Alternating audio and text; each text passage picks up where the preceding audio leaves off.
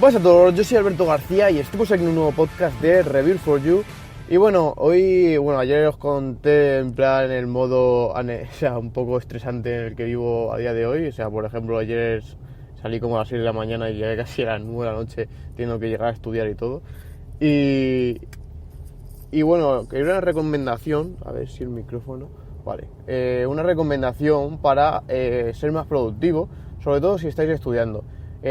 Porque hay veces los cuales pues estamos haciendo otras cosas como conducir y obviamente pues ese tiempo podemos aprovecharlo, entre comillas, de alguna manera para ser más productivos y pues yo qué sé, si son esos 15, 20 minutos pues joder, si puedes estudiar al día como 1 o 2 horas, sumarle esos 20, 30 minutos pues es bastante, ¿no?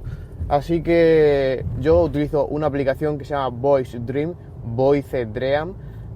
la que está para iOS. No sé si para Android supongo que habrá alguna similar, pero no desconozco. O sea, si alguno de vosotros utiliza alguna parecida para Android, que también lo dejo por los comentarios y yo en el siguiente podcast, como siempre, lo comentaré para transmitir esa información. Y Voice Dream lo que hace es que tú le adjuntas un archivo PDF, o sea, se lo metes ahí a la aplicación y lo que hace es que te lo reconoce y te va leyendo todo el PDF, o sea, como que tú tienes una persona al lado leyéndote el PDF. Sí, obviamente es un poco robótico porque es una voz, ¿no? No es una persona tal cual, pero aún así está bastante bien conseguido y sobre todo es bastante entendible, ¿no? Por el tema de la pronunciación, la acentuación de las palabras. Creo que no es tan robótico en plan de ¿sabes? No es más, se nota que es un poco robótico, pero que aún así pues acentúa bien las palabras y dentro de lo que cabe está bastante decente. Esto yo lo utilizo bastante, por ejemplo, cuando voy en el coche, en vez de ponerme un podcast o ponerme en esto, lo que hago es ponerme esta aplicación y voy escuchando lo que me va el PDF que me está leyendo. O sea, si estoy con un temario el cual se compone de, yo qué sé, un PDF de 200 páginas, pues mira, si en 1 hora me estoy dando 100 páginas, pues ya llevo la mitad como leído, ¿no? Entre comillas, porque me lo lee otro. Y al igual, o sea, cuando estoy haciendo así cualquier tarea que puedo estar escuchando con auriculares esto, pues también voy sumando ese tiempo de productividad. Ya lleva una productividad un poco al extremo, ¿no? Es decir, es que no tengo tiempo casi para nada, pero es un consejo de que, yo qué sé, incluso aunque no vayáis tan estresados, también os puede servir para eso, porque conozco gente pues que a lo mejor pues su trabajo le coge como a 1 hora, hora y pico, que es bastante, y pues esa hora y pico la pueden aprovechar si están formándose o están haciendo cualquier cosa, lo que quieran, incluso leer un libro y ponerse este tipo de aplicaciones en los cuales te van leyendo. Esto también, pues si obviamente si queréis leer un libro, yo le aconsejo más un audiolibro, que sí que es una grabación de una persona leyéndolo. Ahí sí que es mucho más natural porque es como que está la persona aquí leyéndotelo y es bastante mejor. Yo creo que en ese aspecto sí que está bastante bien, pero obviamente los audiolibros sí que se hacen para libros ya bastante famosos y no para todos los libros. O sea, que tú quieres leerte un libro sobre economía de no sé quién, de americano y tal, pues seguramente que no esté el audiolibro de la persona esta. Y entonces pues creo que es una buena alternativa de poder meterse a esta aplicación y la aplicación te lo va reconociendo, le das al play y empieza a hablar sobre lo que va poniendo en el PDF.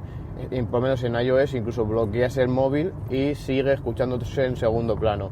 A mí es una aplicación que me está siendo bastante útil para estudiar en estos tiempos así pues un poco ajetreados y quería recomendarla por si alguno de vosotros pues está en una situación similar o queréis aprovechar ese tiempo en el cual físicamente, obviamente no voy a poner con un folio aquí encima del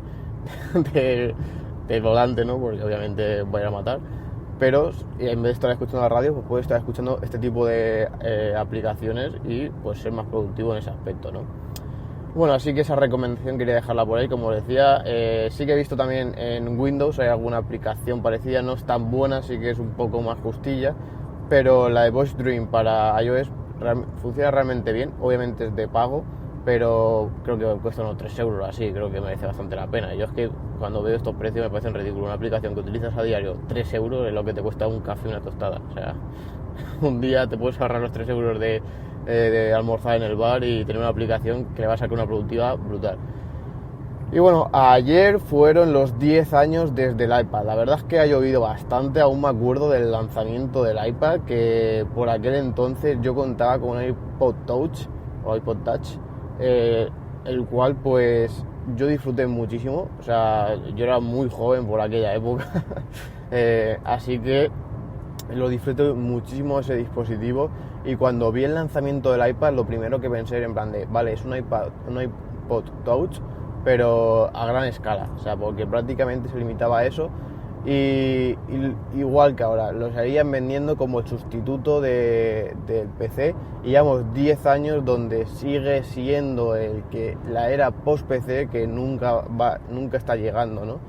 Esto cada uno pues tiene que pues eso, adecuarse a sus circunstancias, sus necesidades, porque a lo que a mí me puede ir bien, a ti no te puede ir bien y viceversa, ¿no?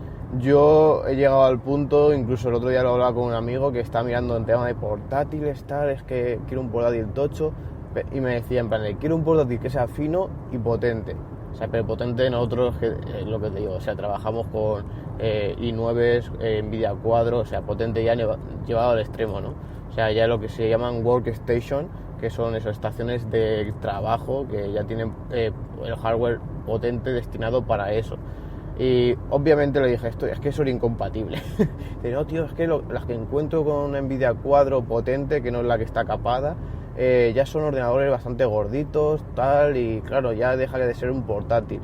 Digo, es que hay que ser realista, es que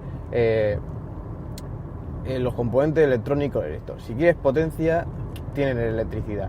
Hasta que no lleguemos al punto donde todo esto se reduzca a un a un chip construido en menos de 7 nanómetros o incluso en 5 o así, que eso es a día de hoy inviable. O sea, incluso los 7 nanómetros ya le está costando bastante a estas empresas.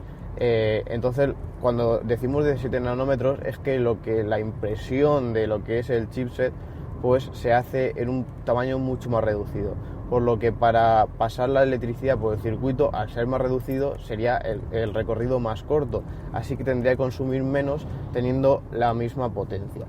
Esto obviamente para la optimización y para el calentamiento del dispositivo es importantísimo, pero claro, la dificultad también es increíble, ¿no? O sea, el llegar a poder hacer circuitos a tan pequeña escala y que sea factible, ¿no? Así que esto pues pasará unos cuantos años, aunque yo creo que Intel se está dando bastante caña, porque creo que es la única posibilidad de poder sobrevivir a día de hoy respecto a AMD, que la está crujiendo por todos los sitios. Y bueno, pues hablando con este amigo, pues me venía diciendo eso, dice, es que los que encuentro así, tal, y digo, es que es una gilipollez, o sea, son dos cosas diferentes. Digo, yo he llegado al punto que para hacer esto, mi mejor solución es cogerte un portátil baratito, o sea, barato al extremo. Yo incluso me compré un Chromebook de 100 euros, o menos de 100 euros, imaginaos si es barato. Y después lo que es el ordenador potente lo tengo en mi casa, que es la torre.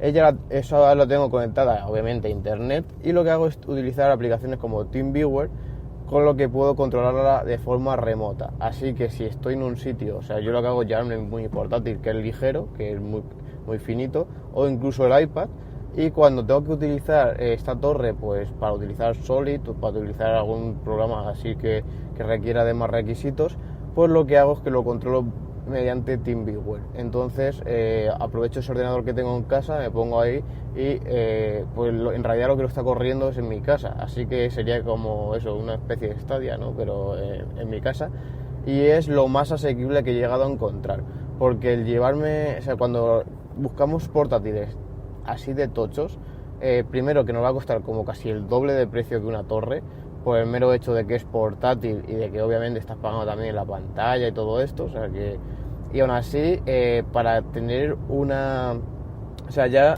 por ejemplo una 1060 y una 1060 es más caro el portátil que la torre, pero dentro de esto no te da el mismo rendimiento, ya que la 1060 de portátil da menos rendimiento que la 1060 de una torre convencional, por lo que tendríamos que casi que pegar el paso al siguiente gráfica y al siguiente procesador para tener un rendimiento parecido al de la torre. en todo esto, aunque tengamos el rendimiento siempre vamos a tener el cuello de botella en las temperaturas, ¿no? Obviamente tenemos una torre mucho más pequeña que se sobrecalienta muchísimo más, y de ahí la importancia de que sea bastante gorda, porque aún así, siendo bastante gorda, pensad que es mucho más fina que una torre convencional. Así que el tema del calentamiento es brutal para todos los ordenadores. E incluso lo he dicho muchas veces, que yo me parece una cagada cuando Apple sacó, que parece que está solucionado, entre comillas, no he puesto mucho a indagar, en el nuevo MacBook de 16 pulgadas, pero en los anteriores, el que se compraba un i9 era un poco tontería porque tenía un cuello de botella, que bueno, o sea, un poco tontería entre comillas porque Apple lo solucionó de la forma más patética que me parece. O sea, que yo cuando lo vi dije, madre mía, qué tomadura de pelo. Lo que pasó es que sacaron el i7 y el i9 sin caparlo, ¿no? O sea, lo que daba el procesador. O sea, bueno, dentro obviamente de las temperaturas que aconseja Intel, etcétera, etcétera, etcétera.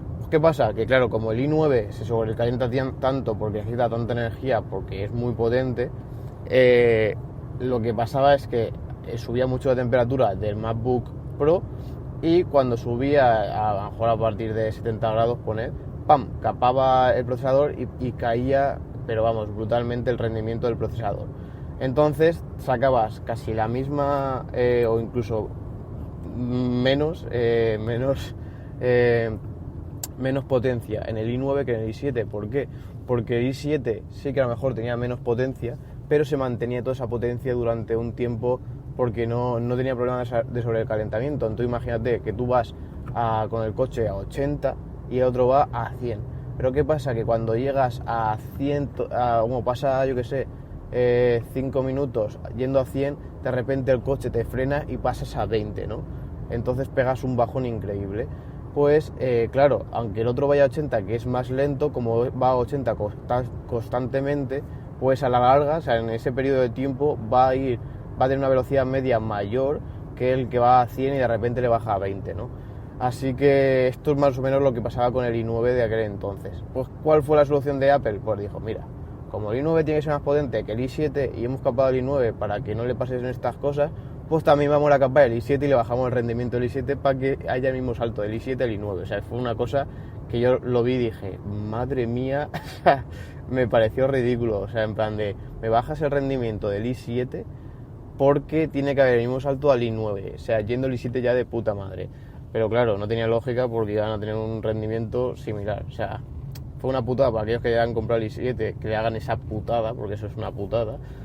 Pero claro, más putada es para el que se haya comprado el i9 y no lo puede aprovechar al 100%. Y aún así, estamos viendo de que ese i9 no lo va a estrujar porque está capado.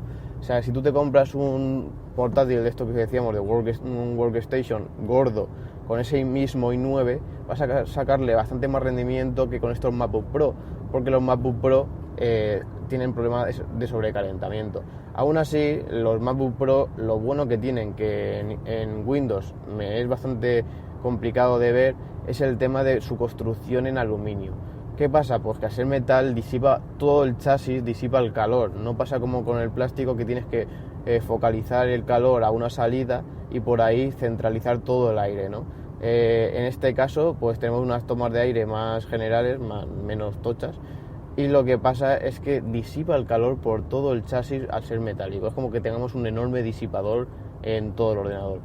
Eso es una cosa que me gustaría ver también en portátiles de Windows, y para encontrar esas calidades, pues bueno, están los Dell XPS, que son muy parecidos, pero que le pasa lo mismo. Incluso me lo comentó en plan de, mira, he visto que los MacBook tienen esto, y yo sí, y le expliqué el por qué le pasaba y tal. Y después los del XPS dice, y a esto le pasa exactamente lo mismo. Justo el i9 se lo han capado porque no tiene sentido, ¿no? Así que bueno, que más o menos el tema de todo esto venía del iPad. Así que por eso mi consejo que, a ver, si por necesidad, porque tiene muchas necesidades, pues al final cómprate ese ordenador tocho, pero tocho de gordo, que es portátil, pues porque te lo puedes llevar, ¿no? Pero llega a ser tocho. Si quieres de verdad rendimiento, va a ser tu única solución. Lo otro es comprarte un ordenador un poco más barato y tener un ordenador en tu casa el cual lo puedes controlar por control remoto, que es lo que yo hago en mi día a día. Te va a salir más barato y vas a tener mayor rendimiento. Así que ese es mi consejo.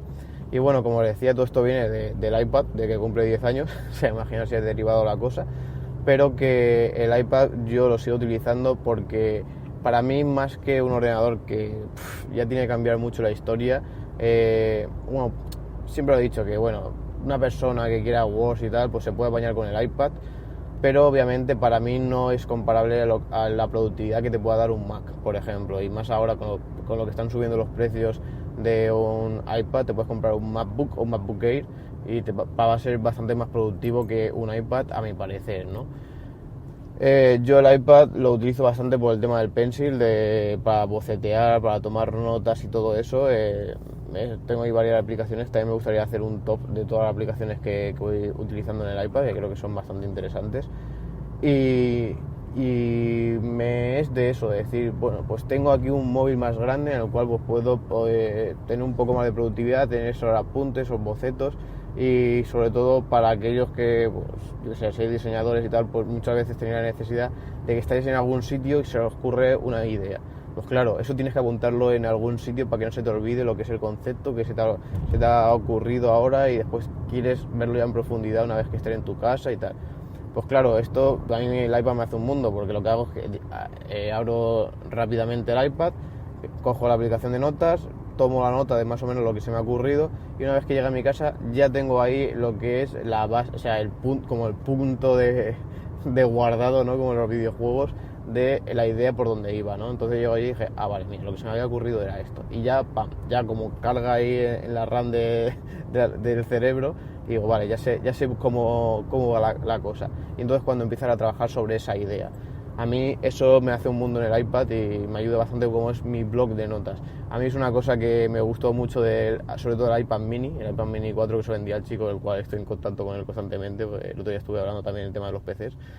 Y era un iPad que me encantó sobre eso, para blog de notas, e incluso, yo que sé, si me sobrase mucho la pasta, como le pasa a Víctor Abarca. Víctor Abarca tiene su iPad de 12 pulgadas y después el iPad mini, ¿no? Que es el que lleva por ahí a diario. Claro, eso, yo que sé, si te puedes permitir gastarte ahí casi 2.000 euros solo en iPads, pues bien.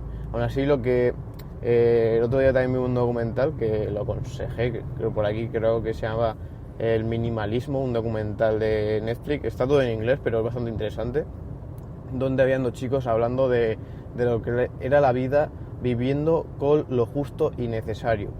Y yo la verdad es que estoy intentando hacer algo parecido, o sea, por ejemplo, la Surface me pasa eso de decir, vale, tengo un ordenador ahí que no lo estoy realmente utilizando, no estoy sacando toda la productividad que le podría sacar y no lo utilizo casi nada.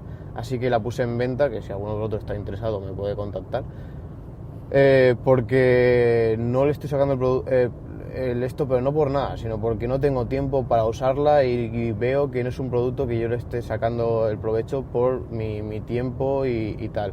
Así que lo que quiero es simplificarlo todo, o sea, tener realmente lo necesario sin ningún, ¿cómo decirlo así? Sin ninguna cosa que me sobre, de decir, joder, o sea, tengo aquí 200.000 cosas para utilizar una. Yo es una cosa que también me pasaba mucho con el MacBook Pro cuando lo tenía, que lo tenía y tenía el iPad y dije, hostia, es que en realidad utilizo más el iPad del día a día y esporádicamente mucho el MacBook Pro, así que creo que me voy a quedar con el iPad, después este ordenador, que siempre he dicho, el Chromebook ahí apartado, porque total me va a costar 90 euros, y si no lo utilizo mucho, pues me da un poco igual no tener una tablet de 2.000 euros ahí en mi casa que no utilizo, y después ya, si quiero cosas potentes, ya el ordenador. Así que es un documental que a mí me gustó mucho, echarle un vistazo, y creo que la vida diaria, es decir, voy a vivir sin cosas que no necesite, sino que realmente voy a conformarme con lo que necesito. No significa que tengas que ahorrar al máximo, que esto también es un concepto que la gente se equivoca mucho. No significa que si tú te quieres gastar 100.000 euros en un coche no te los puedas gastar, no. O sea, lo que ellos quieren decir en plan de, si tú eres una persona y te quieres gastar 100.000 euros en un coche, pues gástatelos, pero cómprate un coche, no te compres dos de 50, porque lo que va a hacer es que uno no lo vas a utilizar, siempre vas a estar utilizando uno más que el otro y uno al final siempre se va a quedar casi ya aparcado, ¿no? Entonces ellos dicen eso, que tú te compres las cosas que de verdad vayas a utilizar, pero que después no significa que tengas que escatimar en ello, sino que tú, pues tengas las cosas que de verdad vayas a utilizar.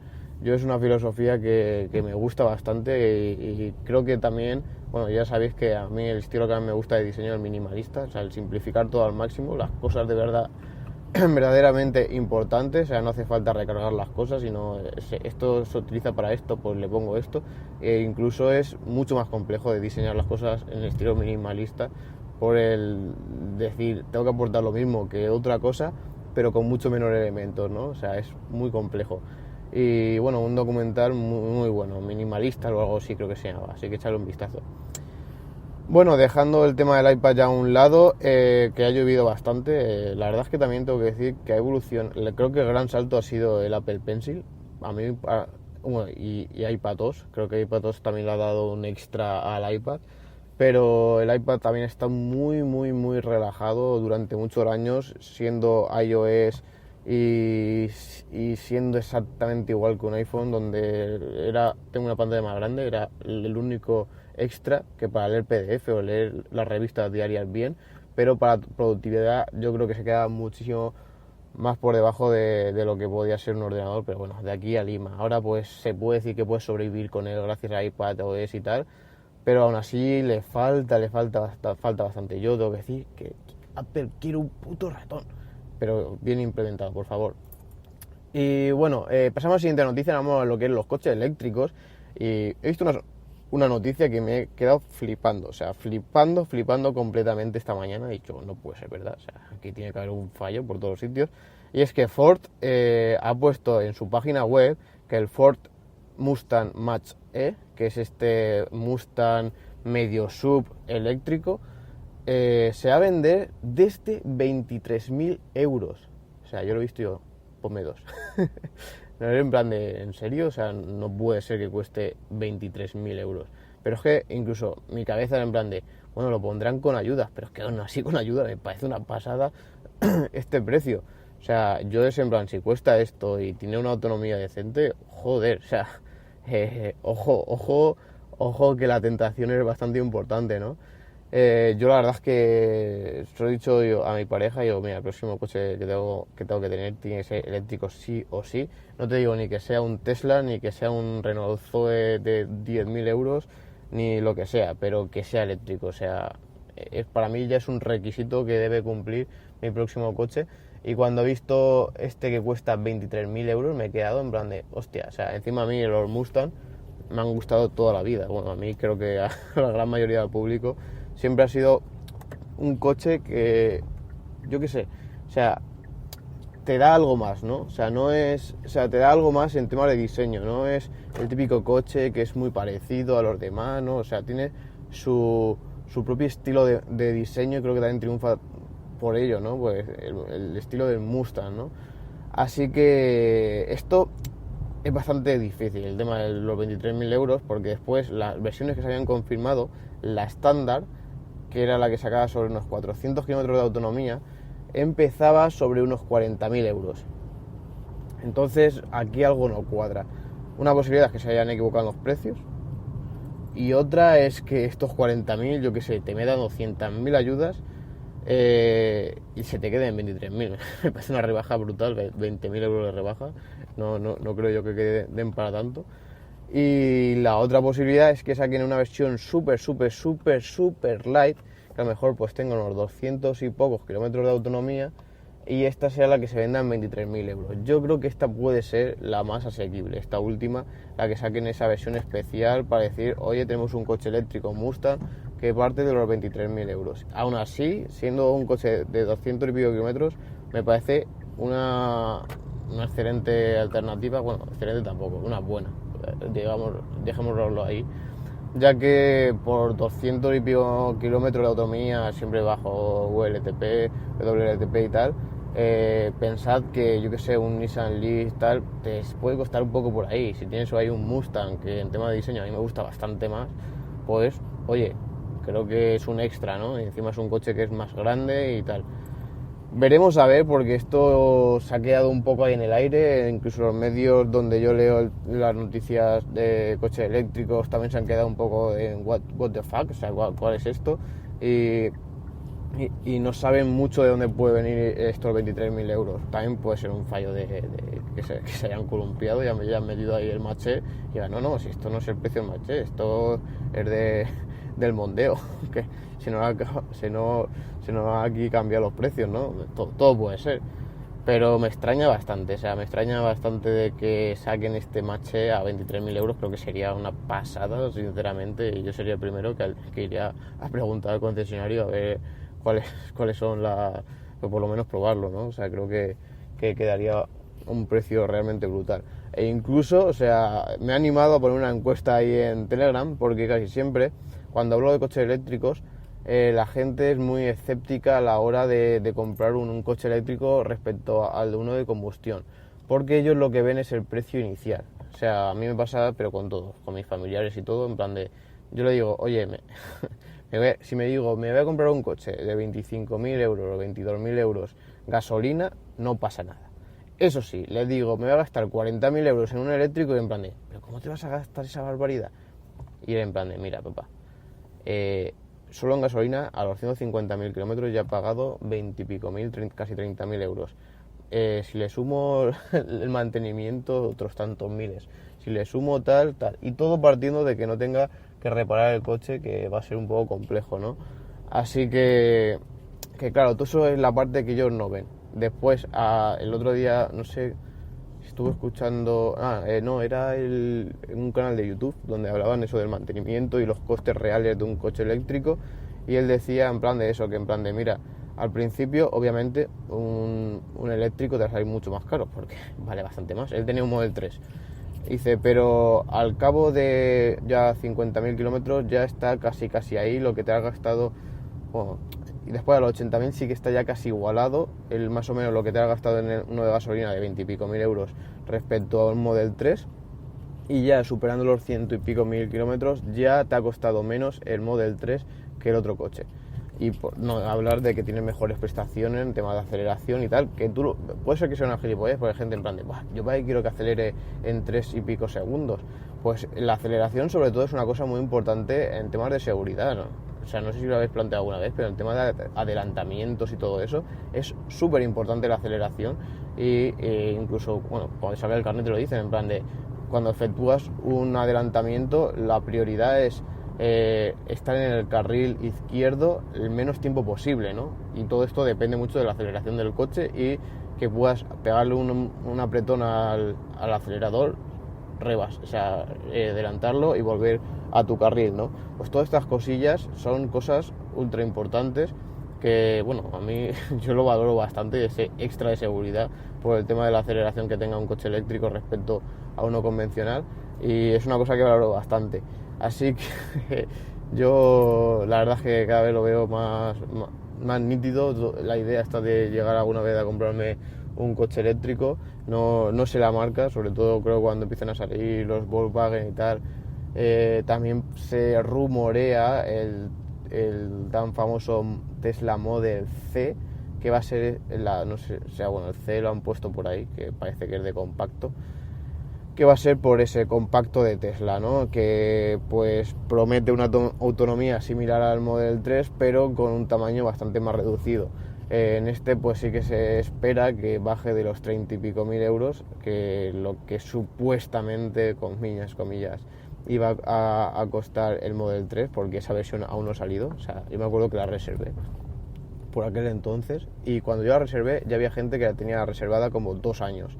Y aún esa versión barata no ha salido. O sea, está el estándar Plus, pero el estándar no está. O sea, imaginaros, yo esto también lo pensé en plan de, hostia, qué buena estrategia de marketing de Elon, de decir, mira, voy a tener este coche eléctrico en 30.000 euros. La gente se va a poner ahí, ¡buah, el coche eléctrico para el pueblo, no sé qué! Voy a salir en todos los sitios, en todos los medios por mi gran coche eléctrico barato. Eso sí, yo te digo que lo voy a sacar en 30.000 euros. Lo que no te voy a decir es cuándo. Puede ser que dentro de 10 años, que puede ser dentro de 2, ¿no? Así que creo que ha sido una estrategia de Elon en marketing, que es todo un profesional. Creo que lo ha reventado a todos. Y es verdad, o sea, imaginaros el año desde que se inventó el Model 3, y aún no ha salido la versión estándar y veremos cuándo sale, ¿no? Y sobre todo, pues si sale este Model C, pues lo suyo es que salga sobre 20 y pico mil euros con una autonomía de sobre 300-400 kilómetros. Sería lo suyo, para que llegue a ser un coche interesante. Así que veremos todo esto, pero siempre se ha rumoreado que los años 2020-2021 van a ser años de coches eléctricos y veremos numerosos lanzamientos. Ya 2030 creo que ya va a ser un año donde ya mucha gente ya tendrá sus coches eléctricos, creo que aún tienen que pasar 10 años, pero bueno, ya iremos viendo poco a poco. Yo cada vez veo más Model 3, la verdad es que aquí en Elche hay bastante el Model 3 y bueno, pues es buena señal de que la gente pues esté interesada en apostar por esto. Y bueno, lo que os decía de la encuesta que he puesto en plan de ¿os compraríais este Mustang Mach-E por 23.000 euros? O sea, había como un 70% que decía que sí. Yo me quedé flipado, ¿no? Porque diciendo, hostia, o sea, ya la gente pues parece que sí. Yo sé que obviamente el público objetivo que hay en ese grupo no es el público normal, es un público muy geek y obviamente pues le va a gustar la idea de pasarse un coche eléctrico, pero bueno, es una buena señal. Creo que siempre puede estar personas o mentes no más, más avanzadas, no, sino más abiertas, ¿no?, a la innovación, sobre todo en el campo tecnológico, pues siempre van a ser las primeras en pegar el pasito y después decirle a las demás, oye, sígueme, ¿no? Y veremos a ver, pero yo creo que, bueno, este es un paso que ojalá que saliese a 23.000 euros, lo dudo muchísimo, pero bueno, quién sabe. Y bueno, pues poca cosa más, como siempre, cualquier cosa, cualquier sugerencia me podéis comentar por Twitter como @review4you y no olvidéis suscribiros a mi canal de YouTube Review4you. Así que nada, espero os haya gustado y nos escuchamos en un próximo podcast de Review4you. Adiós.